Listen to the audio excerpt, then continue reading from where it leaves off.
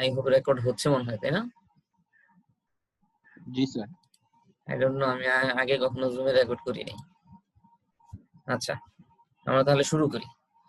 তো এইসব আজে বাজে কথা তো বলে লাভ নেই, এগুলো তো অলরেডি অতীত হয়ে গেছে, এগুলো তোমরা সবাই জানো। রেফারেন্স কি কি বই আছে অলরেডি আমি 2টা আপলোড করে দিছি। আরো টাইম টু টাইম যদি কোনো রেফারেন্স যদি আপলোড করা লাগে তাহলে সেগুলো দিয়ে দিব। এই যে 3 নম্বর 4 নম্বর এগুলো যদি, এগুলো আমার কাছে আছে সফট কপি, তো এগুলো দিতে মনে নাই, এগুলো দিয়ে দিব, সমস্যা নেই। আচ্ছা, মেইনলি হচ্ছে আমরা আমাদের কোর্স যেটা শুরু করছিলাম যে ইলেকট্রোমেকানিক্যাল এনার্জি কনভার্সন বলতে আমরা কি বুঝি। আমরা মেইনলি যেটা বলছিলাম যে আমরা আমাদের যদি এনার্জিকে আমরা one form of energy to another form of energy করতে পারি তাহলে সেইটাকে আমরা কনভার্সন বলবো। তো এখানে পপুলার উপরে 2টা ছিল যে আমরা যদি ইলেকট্রিক্যাল এনার্জি থেকে মেকানিক্যাল এনার্জিতে কনভার্ট করতে পারি তাহলে আমরা সেই ধরনের ডিভাইস গুলাকে অথবা মেশিন গুলাকে মোটর বলবো, এবং মেকানিক্যাল এনার্জি থেকে যদি ইলেকট্রিক্যাল এনার্জিতে কনভার্ট করতে পারি তাহলে সেই ধরনের মেশিনগুলোকে আমরা জেনারেটর বলবো। তো জেনারেটরে সাধারণত মেকানিক্যাল এনার্জি থেকে ইলেকট্রিক্যাল এনার্জি প্রডিউস হয়। আচ্ছা, সেটা তোমরা অলরেডি টুকটাক কিছু জানো, ওয়ার্কিং প্রিন্সিপাল তোমরা জানো। আর 3 নম্বরটা খালি ছিল, আমি তোমাদের জন্য আর কি এটা খালি রাখছিলাম তখন, যে ইলেকট্রিক্যাল এনার্জি থেকে যদি আমরা ইলেকট্রিক্যাল এনার্জিতে কনভার্ট করি তাহলে সেই সেই মেশিন গুলাকে আমরা কিভাবে মানে কি বলবো। হ্যাঁ, সো হ্যাঁ, ট্রান্সফরমার স্যার, ট্রান্সফরমার। আগে কি বললা বুঝিনি আর কি। আচ্ছা, যাই হোক, সো আমরা ট্রান্সফরমারে দেখছি যে কিভাবে একটা লেভেলের ইলেকট্রিক্যাল এনার্জি থেকে আমরা আরেকটা লেভেলের ইলেকট্রিক্যাল এনার্জিতে যাইতে পারি। ঠিক আছে, সো এগুলো টুকটাক একটু ডিটেইলস আলোচনা করা হবে। কেন আমরা স্টাডি করতেছিলাম এই কোর্সটা, যে আমাদের এই মেশিন গুলো সম্পর্কে ইন ডিটেইলস ইন ডেপথ জানা দরকার। কারণ কি, তার কারণটা হচ্ছে এই যে এইখানে যে আমরা দেখছি যে আমাদের যে আমরা একটা পপুলার পাওয়ার স্টেশনের উদাহরণ দিয়ে দেখাইছিলাম। আমাকে সবাই শুনতে পাচ্ছ তো, তাই না? জি স্যার, শোনা যায়। আচ্ছা, তো আমরা যেটা বলছিলাম যে পপুলার একটা পাওয়ার স্টেশনের উদাহরণ দিয়ে দেখাইছিলাম যে যেখানে তোমার মোটামুটি সবগুলা ইলেকট্রিক্যাল মেশিনসই প্রয়োজন। এখানে ট্রান্সফরমারও থাকবে, এইখানে জেনারেটরও থাকবে, এবং মোটর হয়তোবা নাই, বাট ডিস্ট্রিবিউশন সাইডে হয়তোবা মোটর থাকবে। যেমন ধরো যে আমাদের এই যে এখানে আছে, এখানে পেনের অপশন কোথায় দেখি, ধরো যে ডিস্ট্রিবিউশন সাইড বলতে আমি বলতেছি হচ্ছে যে তোমার কাস্টমার সাইডে এখানে হয়তো বা ইন্ডাস্ট্রিয়াল যদি কোনো সাইড হয় তাহলে সেখানে আমরা অনেক সময় ইন্ডাস্ট্রিয়াল মোটরও দেখতে পাবো। তো আমরা বলছিলাম যে আমাদের তোমরা এই সেমিস্টারে মনে হয় জেনারেটর পড়বা, সম্ভবত সিনক্রোনাস জেনারেটর মনে হয় সেকেন্ড সেমিস্টারে পড়া, মানে আমি যদি ভুল না করি। সো ওই তোমরা দেখবা যে মেইনলি এই ধরনের সাবস্টেশনে পাওয়ার জেনারেশনের জন্য সিনক্রোনাস জেনারেটর খুব পপুলার চয়েস। তো সিনক্রোনাস জেনারেটর তোমার এখানে মানে ইউজ হবে।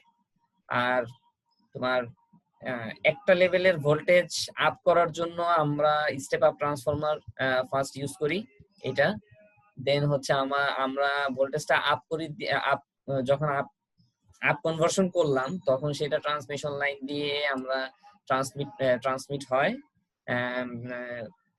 যাওয়ার পথে যদি কারো পাওয়ার দরকার হয় তাহলে সেই অনুযায়ী সে কাজ করবে, না হইলে তোমার একদম লং ডিস্টেন্সে যে আবার ছোট ছোট অনেক সাবস্টেশন থাকে। ঠিক আছে, ডিস্ট্রিবিউশন সাইডে অনেক সাবস্টেশন থাকে। এটা তো তোমার জেনারেটিং স্টেশন, মানে এইটার সোল পারপাসই হচ্ছে তোমার শুধু পাওয়ার জেনারেশন করা। এখানে শুধু পাওয়ার জেনারেট হবে, আর কোনো কাজ নেই। আর সাথে দেখবা যে পাওয়ার জেনারেশনের সাথে একটা বিশাল বড় ট্রান্সফরমার থাকবে, ওর কাজ হচ্ছে যে তোমার লো ভোল্টেজটাকে হাই ভোল্টেজ লেভেলে কনভার্ট করা। কারণ কি, আমরা জানি যে আমাদের যে ট্রান্সমিশন লস সেটাকে আমরা কমাইতে চাই। সো ট্রান্সমিশন লস কমাইতে গেলে যে আমাদের পাওয়ার তো ফিক্স রাখতে হবে, সো আমরা ভোল্টেজটাকে অনেক আপ করি যাতে কারেন্টের লেভেলটা অনেক লো হয়, এবং কারেন্টের লেভেল লো হলে আমাদের আই স্কয়ার আর লসটা কম হবে। সো এই থিওরিতে আমরা করি, স্টেপ আপ করি। সো তোমার ডিস্ট্রিবিউশন সাইডে যেখানে তোমাদের ডিস্ট্রিবিউশন সাইডে আমি তো বলছি যে অনেক সাবস্টেশন থাকে, ওই সাবস্টেশন গুলোর কাজ হচ্ছে যে তোমার এই যে আমরা যে আপ কনভার্সন করছিলাম, এখন আমাদের তো বাসা বাড়িতে তো তোমার 220 ভোল্ট দিতে হবে।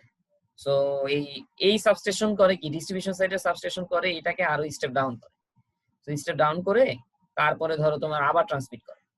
তো ট্রান্সমিট করে তারপর তুমি বাসাবাড়ির সাথে তুমি আবার এই যে বড় বড় যে দুইটা ধরো পিলারের উপরে যে ট্রান্সফরমার গুলো দেখতে পাও, ওইখানের মেইন কাজ হচ্ছে আরো তোমার ডাউন কনভার্সন করা।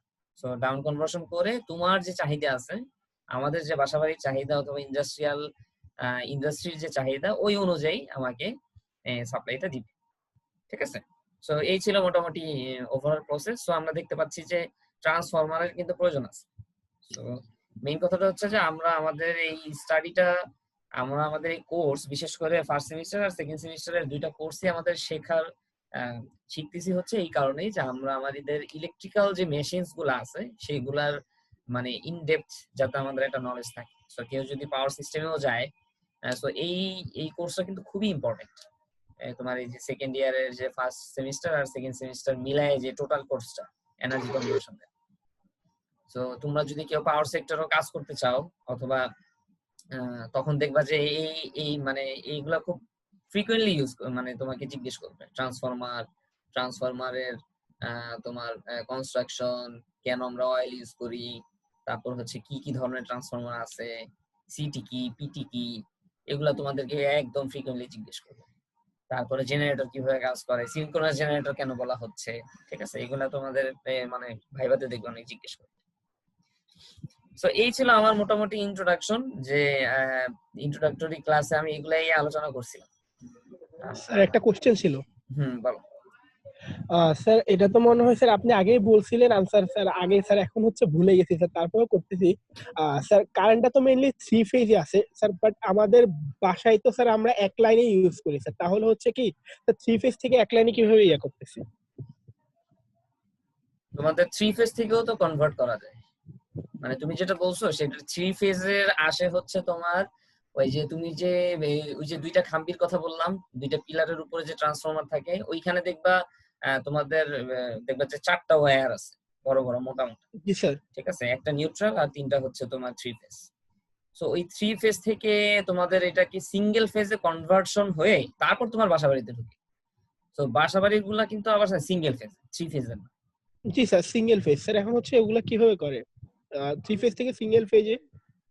3 ফেজ থেকে তো সিঙ্গেল ফেজে তো তোমার ট্রান্সফার করাই যায়, ট্রান্সমিশন করা যায় না? যাই তো। তো ওইটা তো তোমার ট্রান্সফরমারেরই কাজ না, ট্রান্সফরমারের না তোমার ওইখানে তো আমরা করতে পারি 3 ফেজ থেকে তোমার। এখন তোমাকে কিভাবে বুঝাই?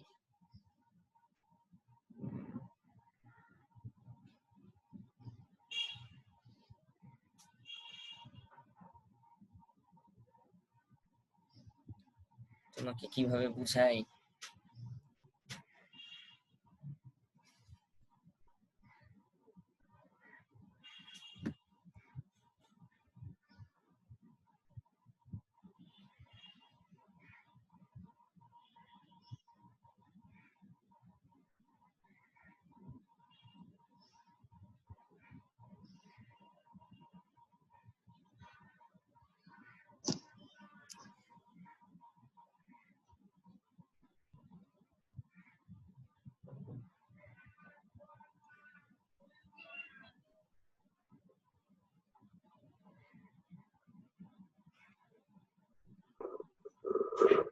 তোমার মেইনলি এটা তো ধরো এইভাবেও তো করা যায়, যে ধরো আমি আমার 3 ফেজ থেকে, যে আমার যে 3 ফেজের সিগন্যালটা আসতেছে, মানে আমার বাসাবাড়ির জন্য ওই 3 ফেজের যে কোনো একটা ফেজ আর নিউট্রাল, সেখান থেকে আমি আমার আউটপুটটা নিলাম।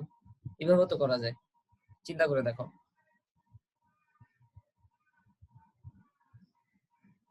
বুঝতে পারো না আমার কথা?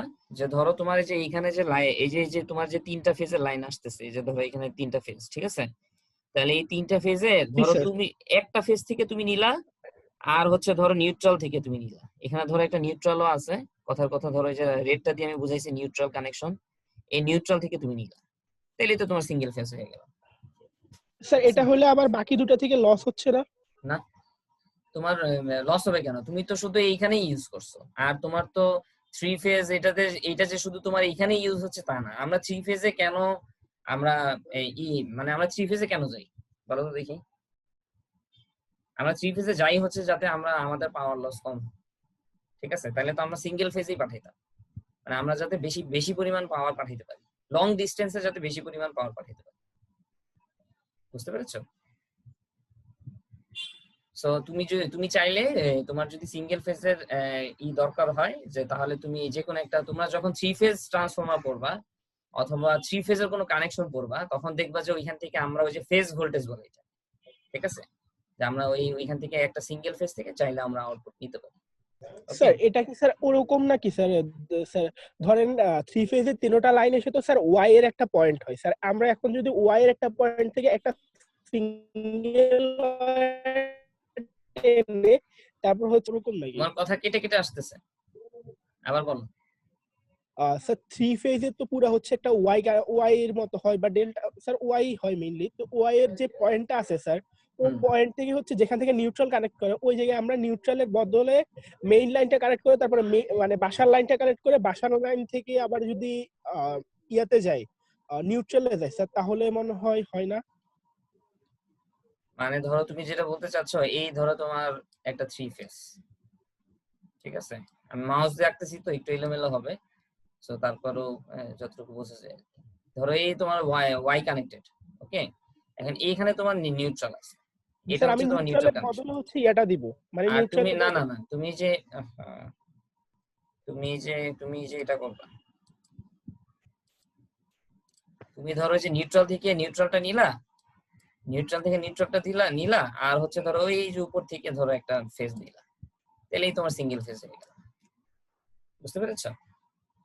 এবার বুঝছি স্যার। আর কারো কোনো কোশ্চেন আছে? তাহলে সামনে আগাবো। আচ্ছা, ওকে।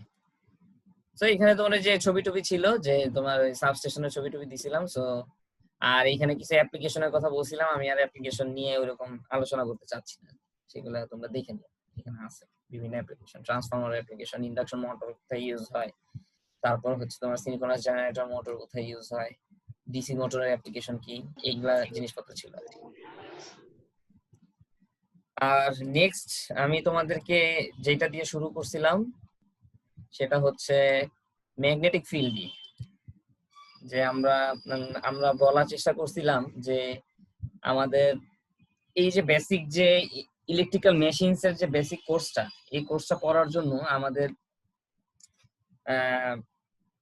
ম্যাগনেটিক ফিল্ডের বেসিক থাকা জরুরি, যে ম্যাগনেটিক ফিল্ডটা কিভাবে প্রডিউস হয়। সো ক্লাসের একটা দুইটা ক্লাস মনে হয় আলোচনা করছিলাম যে কিভাবে ম্যাগনেটিক ফিল্ড আমরা প্রডিউস করি, ঠিক আছে, সেটা নিয়ে।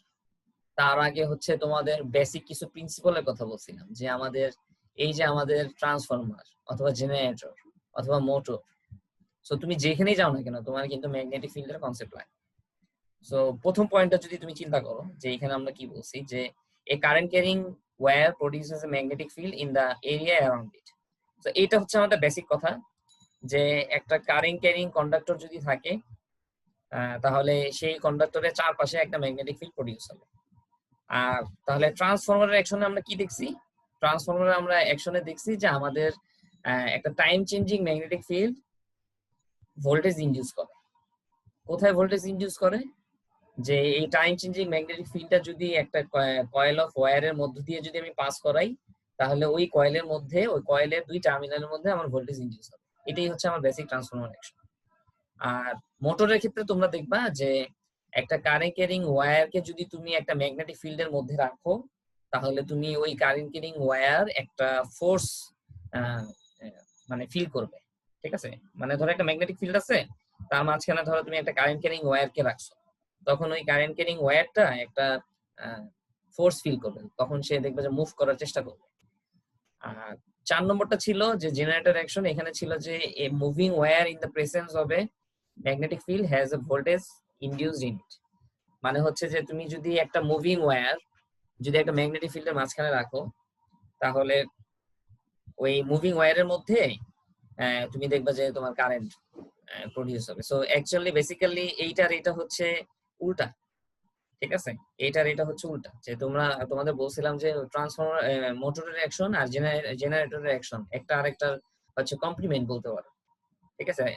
এক জায়গায় আমরা ওই কারেন্ট দেই, আমরা একটা কারেন্ট ক্যারিং কন্ডাক্টরকে ম্যাগনেটিক ফিল্ডের মাঝখানে রাখি, সো ফোর্স পায়।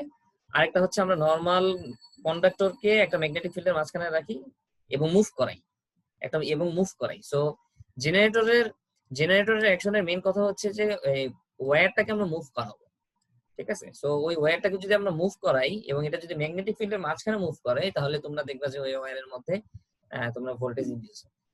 সো সব জায়গায় ম্যাগনেটিক ফিল্ডের কনসেপ্ট আছে, এই কারণে আমাদের ওই ম্যাগনেটিক ফিল্ড কিভাবে তৈরি হয় সেই জিনিসটা জানা প্রয়োজন।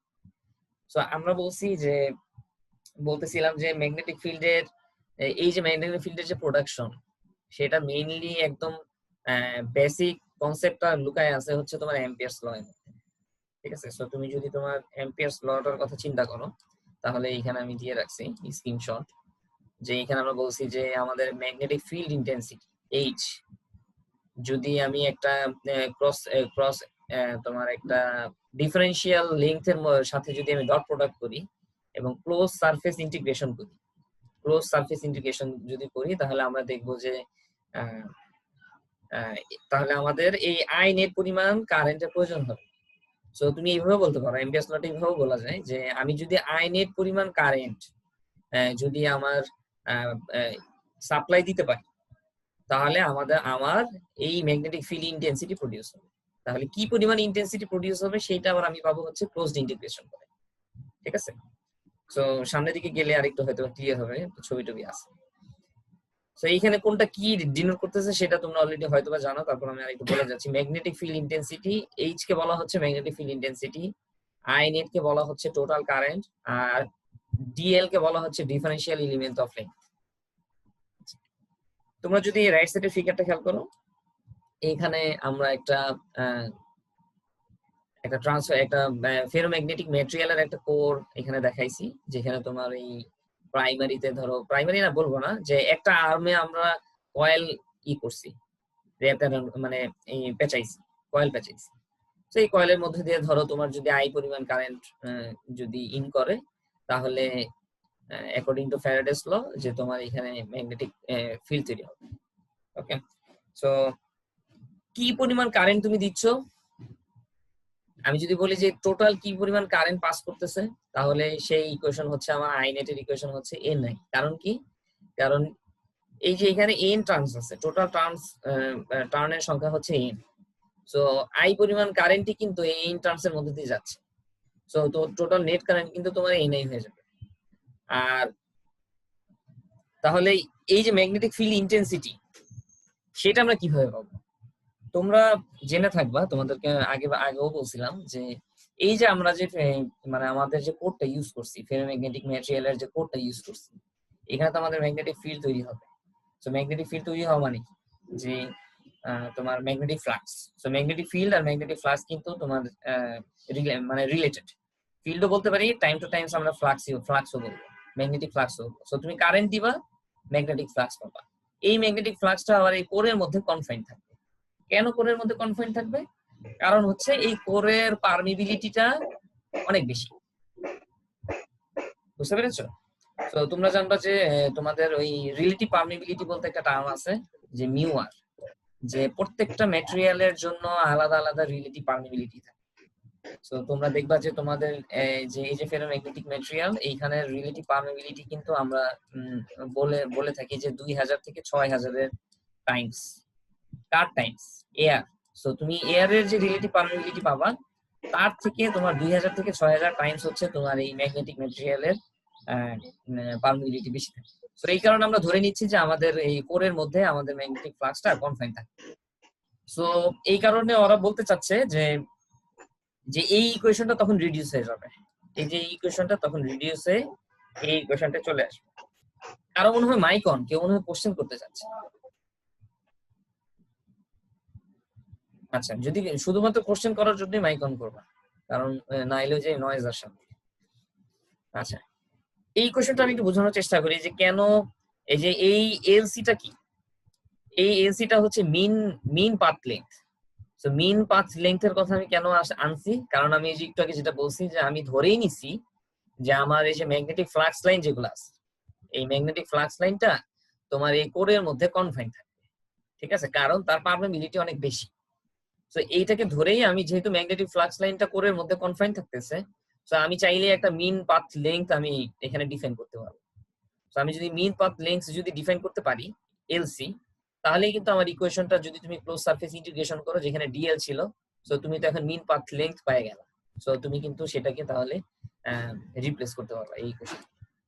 সো এখান থেকে আমরা ম্যাগনেটিক ফিল্ড ইন্টেন্সিটি বের করছি এবং আমরা দেখছি যে এইটা মেইনলি তোমার কারেন্টের উপরে ডিপেন্ডেন্ট, নাম্বার অফ টার্নস এর উপর ডিপেন্ডেন্ট এবং তোমার মিন পাথ লেংথের উপরে ডিপেন্ডেন্ট।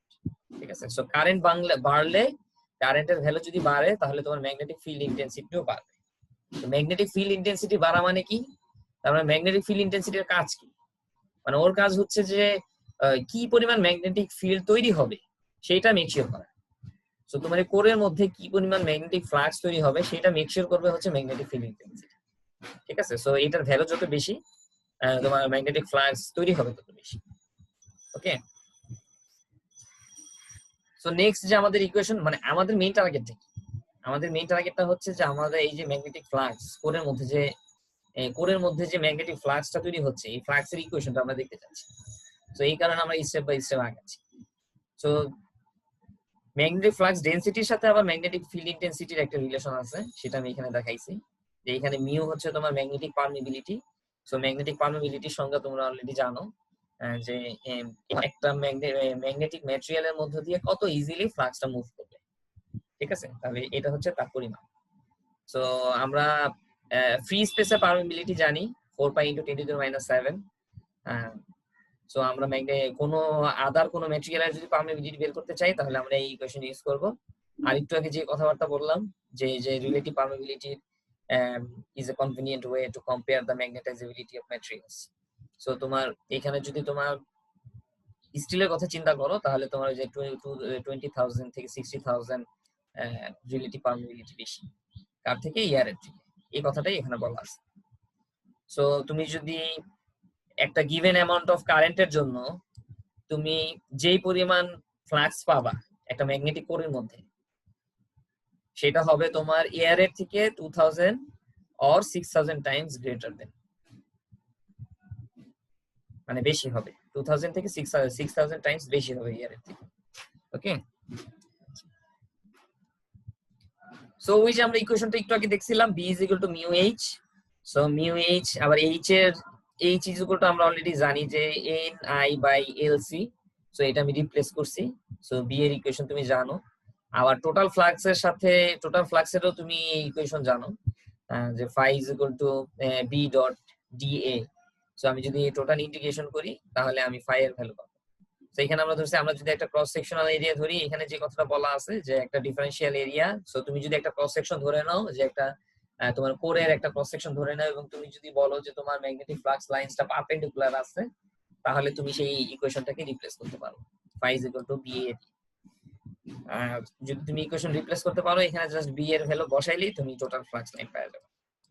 তো এটা হচ্ছে তোমার ফ্লাক্সের পরিমাপ, যেখানে হচ্ছে তোমার যেটা ডিপেন্ড করবে হচ্ছে তোমার কারেন্টের উপরে, ক্রস সেকশনাল এরিয়ার উপরে, পারমিবিলিটির উপরে আর নাম্বার অফ টার্নস এর উপরে। এই তো, এই পর্যন্ত কারো কোনো কোশ্চেন থাকলে বলতে পারো।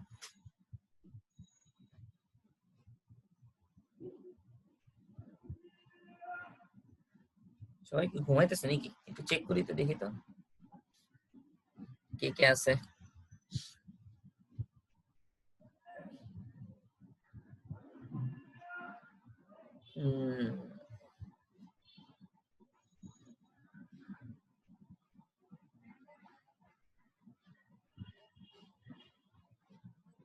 মাত্র 49, এত কম কেন? মানে তোমাদের কি সব ক্লাসে এরকমই থাকে। সব ক্লাসেই? হ্যাঁ sir, like I don't think সাধারণত 53 বা 55 জনের উপরে থাকে। তাহলে তোমার 50 যদি হয়, তোমাদের ক্লাসে স্টুডেন্ট হচ্ছে 70, তাই না? নাকি 75? 70 75 এরকমই আই থিংক স্যার। বাকিরা হচ্ছে আসলে মানে ইদার নেটওয়ার্ক অ্যাক্সেস বা এরকম টেকনিক্যাল ডিফিকাল্টির জন্যই থাকতে পারে না, পরে এই জন্যই পরে মানে রেকর্ডেড লেকচার গুলো দেখে নেয়। তাহলে 75 আর প্রেজেন্টেশন হচ্ছে 50। এট লিস্ট 20 জনের মতো স্যার। হুম,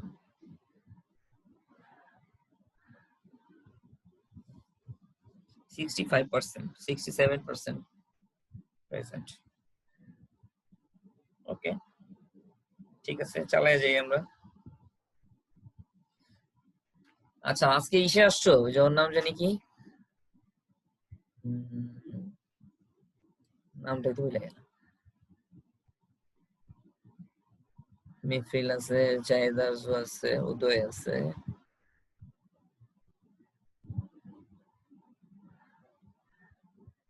রিভিউ করার কথা বইলা, এই যে না না, ওর নাম তো রিদিতা না, আরেকটা ওই যে মেয়েটার নাম জানি কি, ইউনিভার্সিটির মধ্যে থাকে যে, রিদি। রিদি, ওকে আসছে মনে হয় না। রিভিউ করার কথা বইলা সেই কিন্তু সর্বপ্রথম বললো রিভিউ করেন স্যার, নাই আজকে নাই। তোমাদের এই যে এই যেগুলো পড়াইছি, আমার কাছে মনে হয় যে এই যে আমি আবার রিভিউ করতেছি, তো তোমরা আবার 1 মাস পরে সব ভুলে যাবে, আমার কাছে কেন জানি মনে হচ্ছে। ঠিক আছে? না স্যার, স্যার ভিডিও আছে তো স্যার, ভিডিওতে দেখে নিবে। ও, আচ্ছা, না ভিডিওতে, হ্যাঁ হ্যাঁ, এটা এটা ঠিক আছে যে এবার একটু সুবিধা হবে, মানে এবার আর কি এই তোমাদের, ভিডিও বারবার দেখা যাবে। হ্যাঁ বারবার দেখা যাবে, কিন্তু দেখবা কিনা সেটাই হচ্ছে সন্দেহ। কারণ স্যার যখনই এখন তোমার তো মনে হচ্ছে স্যার ক্লাসরুমেও একটা ক্যামেরা লাগালে ভালো হতো। সবকিছু তোমার পরীক্ষা- তোমার কাছে মনে হচ্ছে যে শুধু আমার ভিডিও, কারণ হচ্ছে এইখানে ধরো আমি 1 ঘন্টা ক্লাস নিব, কিন্তু তোমার তো আরো ভিডিও থাকবে, আরো টিচারদের মানে এই ক্লাস লেকচার থাকবে, তাই না? তখন তোমরা কি করবা? তখন তোমার কাছে মনে হবে যে আল্লাহ, 1 ঘন্টা করে 3জন স্যার ক্লাস নিছে, তার মানে 3 ঘন্টার ভিডিও দেখতে হবে। না না অত স্যার, এটা ড্রাইভে যখন আপলোড করা হয় স্পিড ভ্যারি করে দেখা যায়। আমি যেরকম 1.5 স্পিড দিয়ে দেখি কোনো প্রবলেম হয় না, রিভিউ হয়ে যায়। 1 পয়েন্ট, তুমি তো আরো মানে একদম বিদ্যুৎ গতিতে চলো। এটা ভালো হয়, লেকচারটা বারবার দেখলে মনে পড়ে সবকিছু। হুম, কি যেহেতু রিভিশন তো স্যার স্পিড তাহলে দিলে আবার সমস্যা হয় তাহলে না। তো অনলাইন ক্লাসই ভালো। স্যার তাহলে আবার আমরা, ফার্স্ট পড়াইলে 0.75 দিলে হচ্ছে অনেক সুন্দর করে আসে। বুঝছি। তাহলে তাহলে তো অনলাইন ক্লাসই ভালো। তাহলে সবাইকে বইলো যে আসার জন্য। স্যার সবাই আবার হচ্ছে যারা আসতে পারে না তারা তো স্যার ভিডিওর মধ্যে কোশ্চেন করতে পারে না, এটাই হচ্ছে সমস্যা। স্যার এটাই প্রবলেম, নাহলে তো অনলাইন ক্লাস ভালো ছিল। হুম, বুঝতে পারছি। স্যার আবার আচ্ছা, 1 ঘন্টার ক্লাসের মধ্যে হচ্ছে 4-5 মিনিট কাটা যায় স্যার, ওই 4-5 মিনিট হচ্ছে অনেক সময় ডিস্টার্ব করে। বুঝতে পারছি। তোমার মাহিরের কথা কিন্তু আমি একদম স্পষ্ট শুনতে পাচ্ছি, খালি মাঝখানে একবার একটু ডিস্টার্ব করছিল, যদিও মাহির হাতিয়া থাকে। তো এইটা আমার কাছে একটু ইন্টারেস্টিং লাগতেছে যে এত দূরে থেকেও মানে খুব ভালো নেট পাচ্ছে ও। জি স্যার, ভালোই থাকতেছে। আচ্ছা, দেন আমরা কথা বলছিলাম ম্যাগনেটিক সার্কিট নিয়ে। আমরা বলছিলাম যে আমাদের যেরকম ইলেকট্রিক্যাল সার্কিট আছে, যে তোমরা যদি একটা ইলেকট্রিক্যাল সার্কিটের কথা চিন্তা করো, যে একটা ভোল্টেজ সোর্স আছে, এবং সেই ভোল্টেজ সোর্সটা ধরো আমি একটা রেজিস্ট্যান্সের সাথে কানেক্ট করছি। সো এই ভোল্টেজ সোর্সটাই মেইনলি হচ্ছে তোমার এই কারেন্টটাকে ড্রাইভ করতেছে। সো এই কারেন্ট ড্রাইভের জন্য তোমার এই কারেন্ট ড্রাইভ হচ্ছে তাহলে কেন? কারণ এই ইলেকট্রোমোটিভ ফোর্সের জন্য। সো ভোল্টেজ সোর্স না বলে আমি অনেক সময় ইলেকট্রোমোটিভ ফোর্সও বলবো। এটা রিজনটা হচ্ছে তোমার যাতে তোমার ম্যাগনেটিক সার্কিট বুঝতে সুবিধা হয়। সো ইলেকট্রিক্যাল সার্কিটের জন্য এটাকে আমরা ইলেকট্রোমোটিভ ফোর্স বলবো। আর সিমিলারলি ম্যাগনেটিক সার্কিটের জন্য আমাদেরও একটা ফোর্স দায়ী, সেটাকে আমরা বলবো ম্যাগনেটোমোটিভ ফোর্স। সো ম্যাগনেটোমোটিভ ফোর্সের কাজটা কি? তোমরা যদি এভাবে চিন্তা করো যে তাহলে ম্যাগনেটোমোটিভ ফোর্সটা কি, সো ম্যাগনেটোমোটিভ ফোর্সটা কিন্তু আবার জেনারেট হচ্ছে তোমার, এটাকে কিন্তু আমরা এনআই দিয়ে রিপ্লেস করতে পারি, যে আমার কারেন্টের ভ্যালু যত বেশি ম্যাগনেটোমোটিভ ফোর্স তত বেশি। সো এইখানে ইলেকট্রোমোটিভ ফোর্স যেরকম তোমার কারেন্টটাকে ড্রাইভ করে, ম্যাগনেটোমোটিভ ফোর্সের কাজও হচ্ছে তোমার এই ফ্লাক্সটাকে ড্রাইভ করা। সো এটাই হচ্ছে রিলেশন। ওকে, সো তোমার ইলেকট্রোমোটিভ ফোর্স এই কারেন্টকে ড্রাইভ করবে এবং অথবা কারেন্ট ড্রাইভের জন্য দায়ী। সিমিলারলি একটা ম্যাগনেটিক সার্কিটে অথবা তুমি যদি একটা ম্যাগনেটিক ম্যাটেরিয়ালের মধ্যে যদি বলি যে তাহলে ম্যাগনেটিক ম্যাটেরিয়ালের মধ্যে যে আমার ফ্লাক্স প্রডিউস হচ্ছে সেটার জন্য দায়ী কি? সেটার জন্য দায়ী হচ্ছে ম্যাগনেটোমোটিভ ফোর্স। ওকে, সো ইলেকট্রিক্যাল সার্কিটে যেরকম তোমার ওহমস এর ল থাকবে, V = RI, সিমিলারলি তোমার ম্যাগনেটিক সার্কিটের জন্য একটা ওহমস এর ল থাকবে, সেটাকে আমরা বলতেছি এই যে স্টাইলিস্ট এফ, মানে এফটাকে একটু স্টাইল করে আঁকা, তো এই কারণে আমি এটার নাম দিয়েছি স্টাইলিস্ট এফ। এখন এটার নোটেশন কি আমি আসলে জানি না। তো এফ = তোমার ফাই আর। তো এখানে কোনটা কি? এফ = ফাই আর যদি হয়, এই আরটাকে আমরা বলতেছি রিলাক্টেন্স। সো ইলেকট্রিক্যাল সার্কিটে যেরকম তোমার একটা ইলেকট্রিক্যাল সার্কিটে যেরকম তোমার রেজিস্ট্যান্স ছিল যেটা তোমার কারেন্ট প্রবাহকে বাধা দেয়, সিমিলারলি ম্যাগনেটিক সার্কিটেও তোমার একটা ওয়ান কাইন্ড অফ যে ওইভাবে যদি বলি রেজিস্ট্যান্স আছে, ঠিক আছে? এইটা কিন্তু ওই ইলেকট্রিক্যাল সার্কিটের রেজিস্ট্যান্স না, এই কারণে এটাকে বলা হচ্ছে রিলাক্টেন্স। সো ম্যাগনেটিক সার্কিটের জন্য কখনোই এটাকে রেজিস্ট্যান্স বলবো না, ম্যাগনেটিক সার্কিটের জন্য এটাকে বলবো রিলাক্টেন্স। সো এই রিলাক্টেন্সের কাজটা কি? এই রিলাক্টেন্সের কাজটা হচ্ছে যে এই যে ফ্লাক্স যেটা জেনারেট হচ্ছে এই ফ্লাক্সের প্রবাহকে বাধা দেওয়া।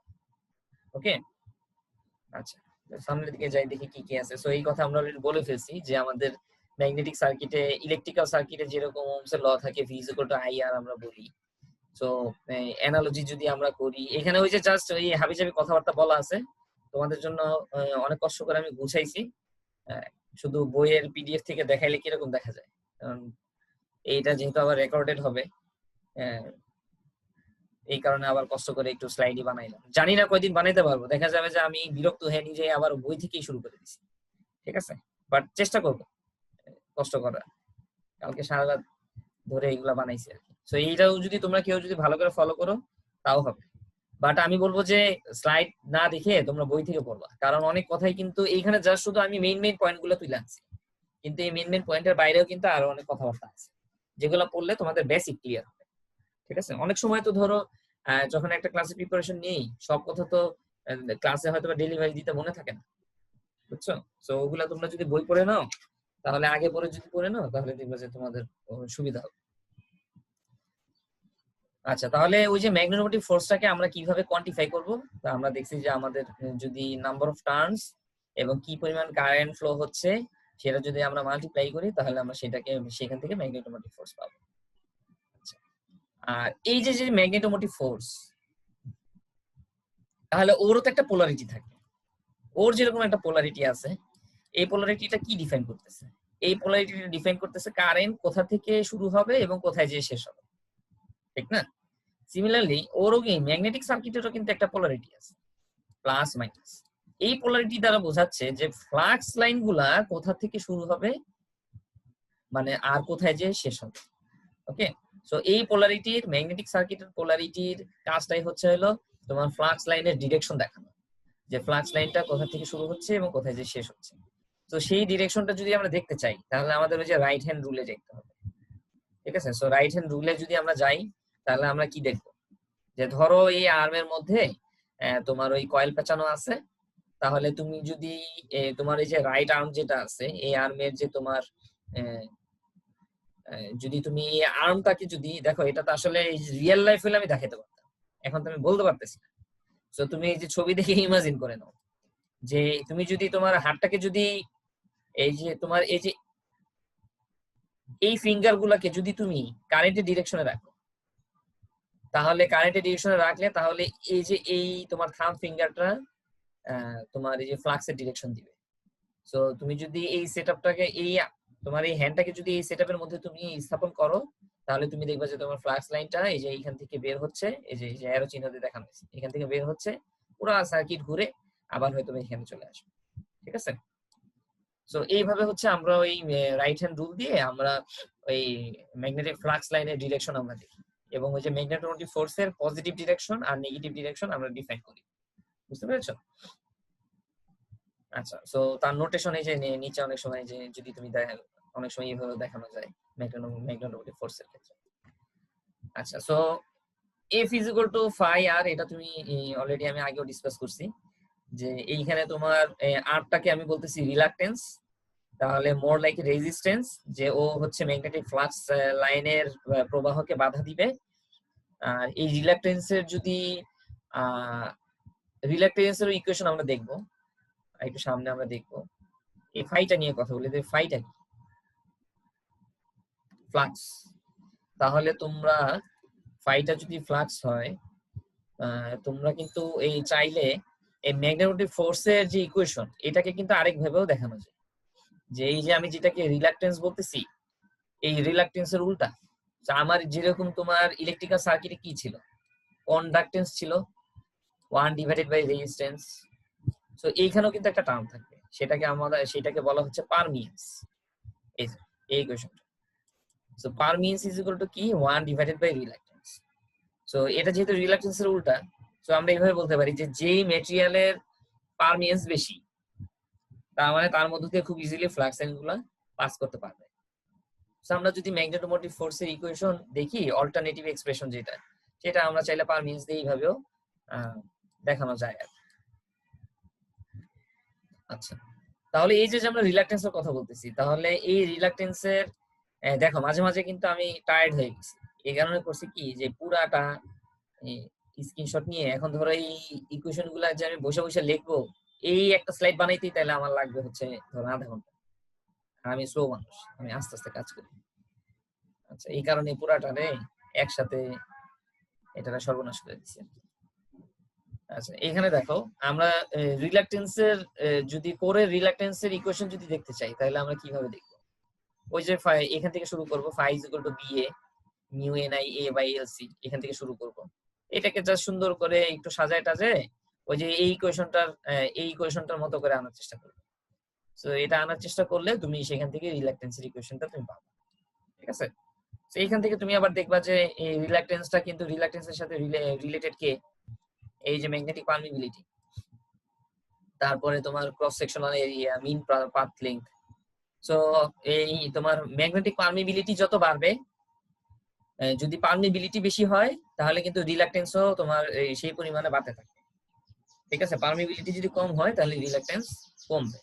সো এই কনসেপ্টটা কিন্তু প্রয়োজন। আমি সামনে হয়তো বা আরো কিছু ডিসকাস করবো, ওই যে তোমার ম্যাগনেটিক স্যাচুরেশন কার্ভ, তখন হয়তো এটা কাজে লাগবে।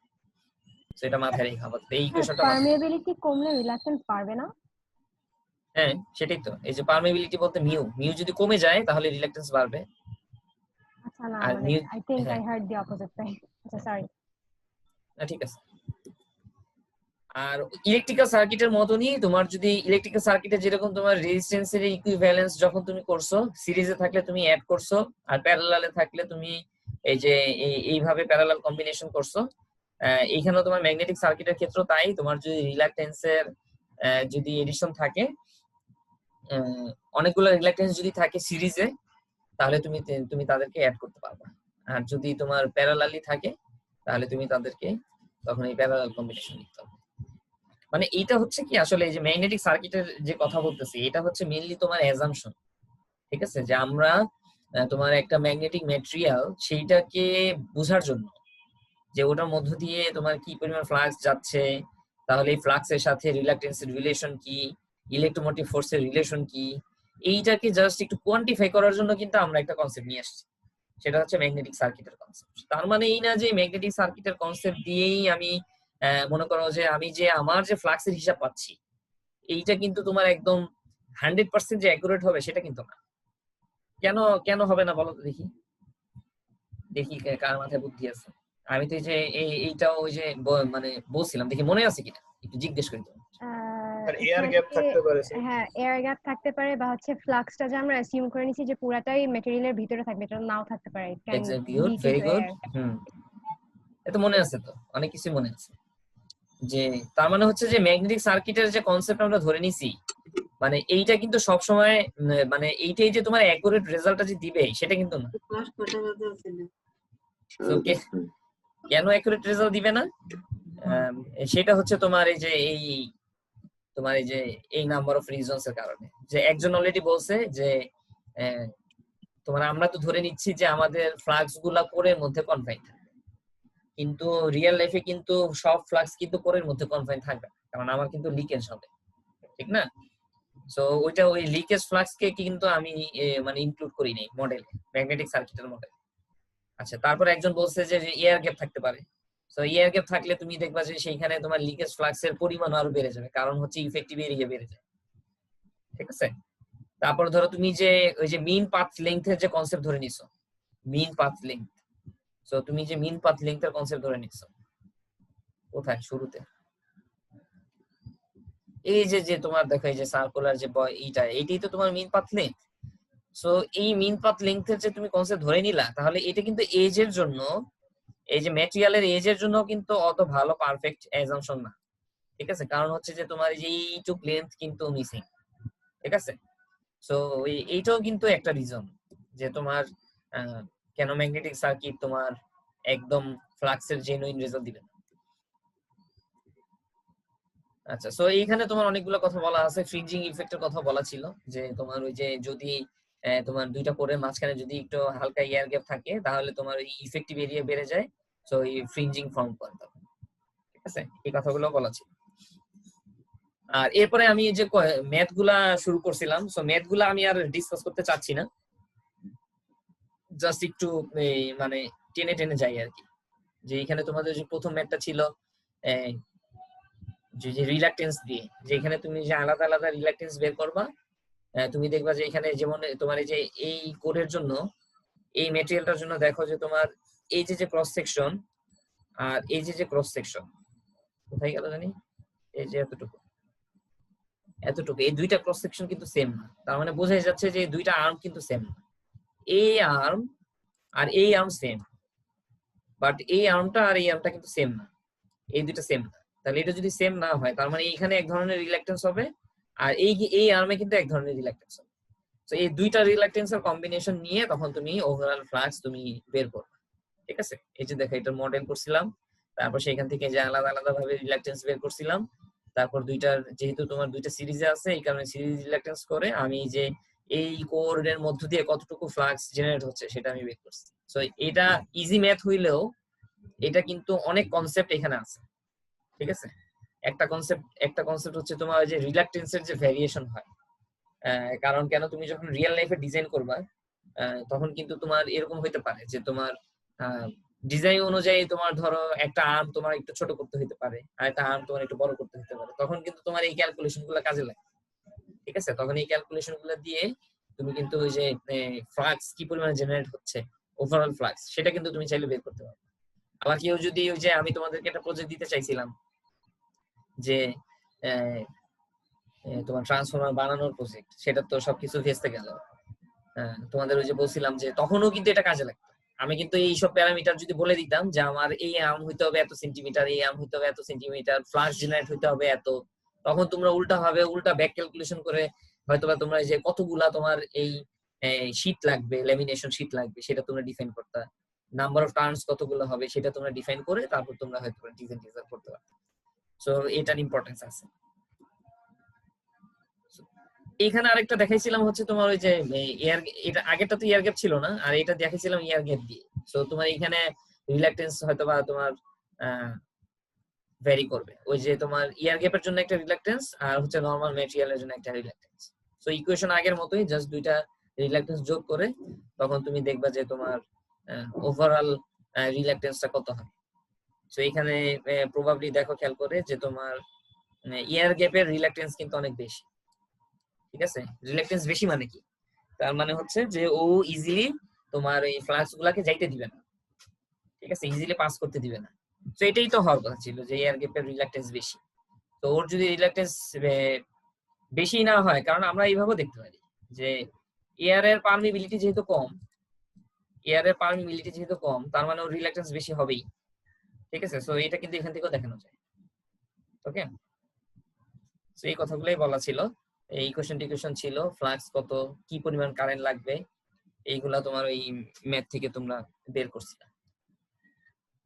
তারপরেরটা ছিল মনে হয় সম্ভবত তিনটা রিলাক্টেন্সের ইকুয়েশন, যে একটা হচ্ছে তোমার এই ম্যাগনেটিক ম্যাটেরিয়ালের একটা এয়ারের জন্য, আর একটা হচ্ছে তোমার ওই মাঝখানে যে রোটর আছে এই রোটরের জন্য।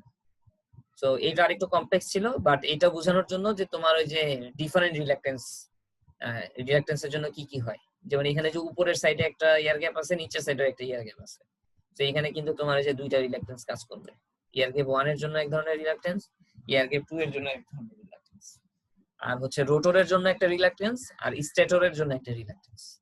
ঠিক আছে, সো এইভাবে তুমি এই যে আলাদা আলাদা রিলাক্টেন্সের ক্যালকুলেশন করে তারপর তুমি এই যে ওভারঅল ফ্লাক্স, তারপর কি পরিমাণ কারেন্ট লাগবে, এই জিনিসগুলো তখন তোমাদের বের করতে হবে। ঠিক আছে, আচ্ছা, আজকের লাস্ট টপিক সেটা হচ্ছে magnetic behaviour of ferromagnetic material. আমরা তো এতক্ষণ ধরে নিছি যে আমাদের দাঁড়াও, তার আগে আমি 2 মিনিট একটু রেস্ট নিই, পানি খেয়ে আসি।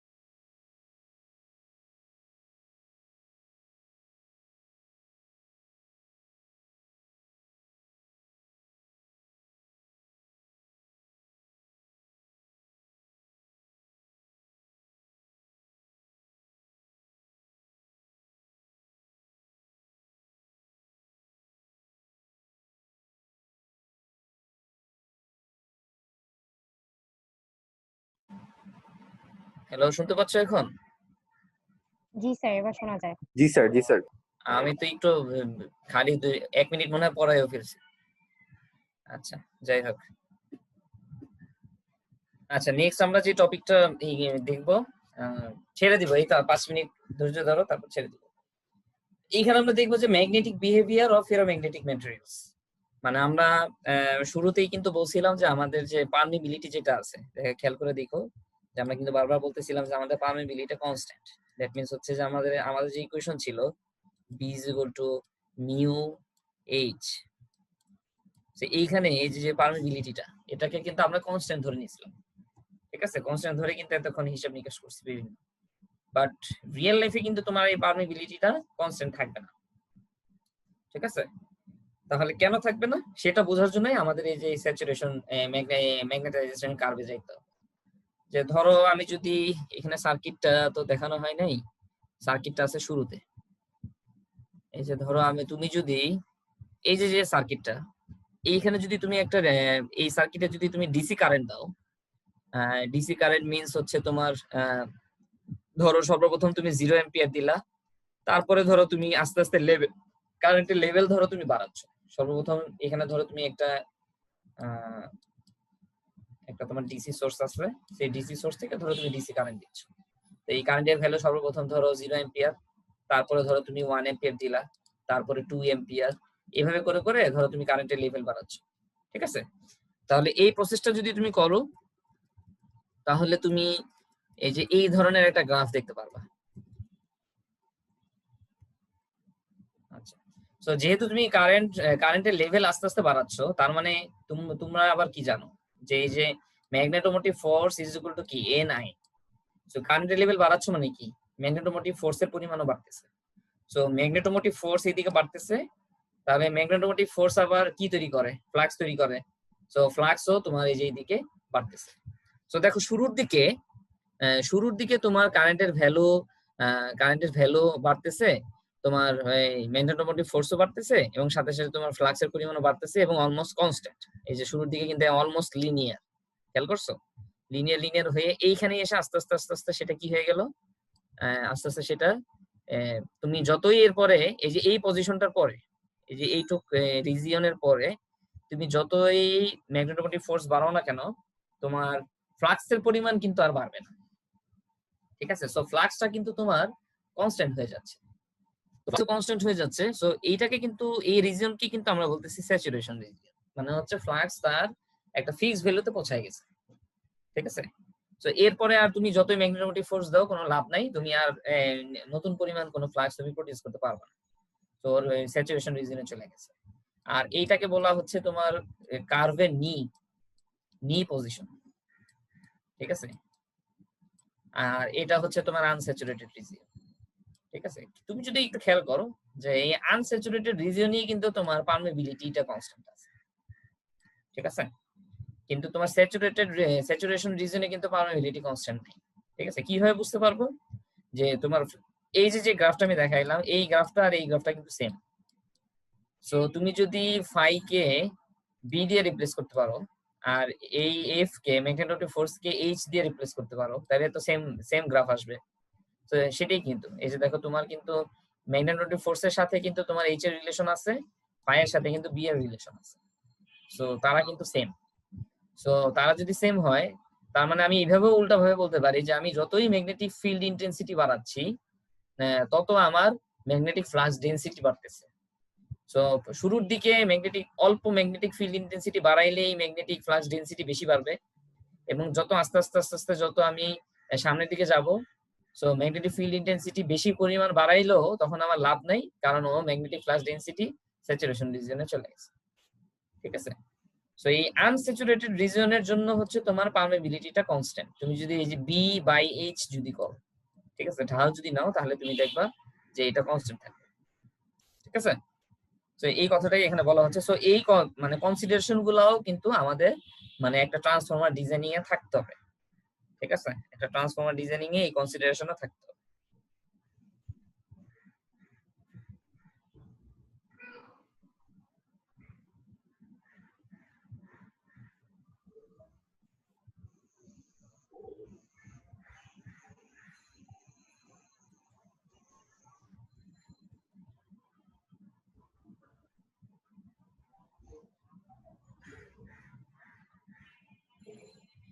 তো এইখান থেকে আর কি বোঝা যায় এই গ্রাফ থেকে? চিন্তা করো তো। আরেকটা জিনিস বোঝা যাচ্ছে যে তার মানে যেহেতু আমরা পারমিবিলিটিটা আমরা কি রাখতে চাই, কনস্ট্যান্ট রাখতে চাই, তাহলে তো পারমিবিলিটি তো তোমার স্যাচুরেটেড রিজিয়নে যে চেঞ্জ হয়ে যাচ্ছে, শুধুমাত্র আনস্যাচুরেটেড রিজিয়নেই তোমার পারমিবিলিটিটা কনস্ট্যান্ট আছে। তাহলে আমাদের ম্যাক্সিমাম অপারেশন কিন্তু ট্রান্সফর্মার অপারেশন হওয়া উচিত কিন্তু এই আনস্যাচুরেটেড রিজিয়নে। তোমাদের কি মনে হয়?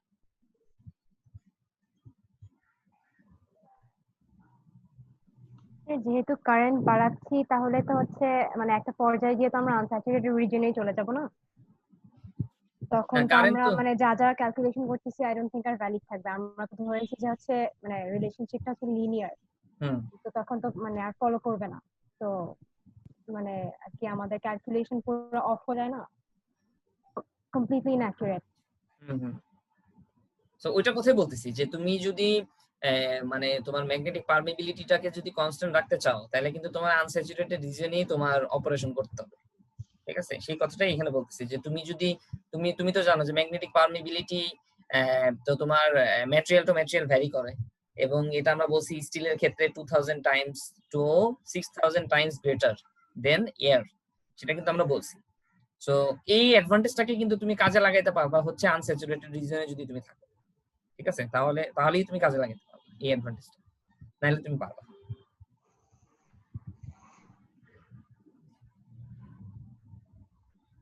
ওকে, সো এখানে তোমার এই বইয়ে আরেকটা ম্যাথ আছে, এক্সাম্পল 1.4। সো ওই ম্যাথটাও তোমরা দেখবা। আহ, তো ওই ম্যাথটা দেখলে তোমাদের মোটামুটি ম্যাগনেটিক সার্কিট নিয়ে কথাবার্তা বলা শেষ। এরপরে হয়তো বা নেক্সট ক্লাসে আমি একটু লস নিয়ে কথা বলবো, যে এখানে আমি অলরেডি তোমার ওই এই ম্যাগনেটিক সার্কিটের কনসেপ্ট দিয়ে কিন্তু আমি তোমাদেরকে কিছু লস টস দেখাইছিলাম। এনার্জি লস হচ্ছে ফেরোম্যাগনেটিক ম্যাটেরিয়ালের মধ্যে দুই ধরনের এনার্জি লস হয়, ওই যে হিস্টেরিসিস লস আর এডি কারেন্ট লস। ঠিক আছে, তো নেক্সট ক্লাসে হয়তো বা ওই লস, হিস্টেরিসিস লস আর এডি কারেন্ট লস এগুলো নিয়ে কথাবার্তা বলবো। তো আমার ক্লাস শেষ, তোমাদের কারো কোশ্চেন থাকলে করতে পারো। স্যার এই এক্সাম্পলটা কত মানে কোন বইয়ের? এটা হচ্ছে তোমার চ্যাপম্যানের বই। তোমাদের ওই ম্যাগনেটিক সার্কিট আমি চ্যাপম্যানের বই থেকে পড়াইছি। চ্যাপম্যানের বই তোমার চ্যাপ্টার সম্ভবত first chapter, introduction to machinery principles. ওইখানে দেখবো ম্যাগনেটিক ফিল্ডের একটা চ্যাপ্টার আছে, সেখান থেকে হয়তো দেখানো হয়েছে। তাহলে যারা আসতে পারলো না তাদেরকে বইলো যে ওদের ফ্রি সময় যাতে ওরা ভিডিওটা দেখে নেয়, আর ফিউচার রেফারেন্সের জন্য তো রইলো, কখনো যদি সবকিছু নর্মাল হয় তখন এটা হয়তো বা দেখতে পারবে। ঠিক আছে, আমি এটা গুগল ড্রাইভে দিয়ে দিব না, তো এটা থাকবে। আর হচ্ছে ঠিক আছে, তাহলে আমি রেকর্ডিংটা অফ করি, তারপরে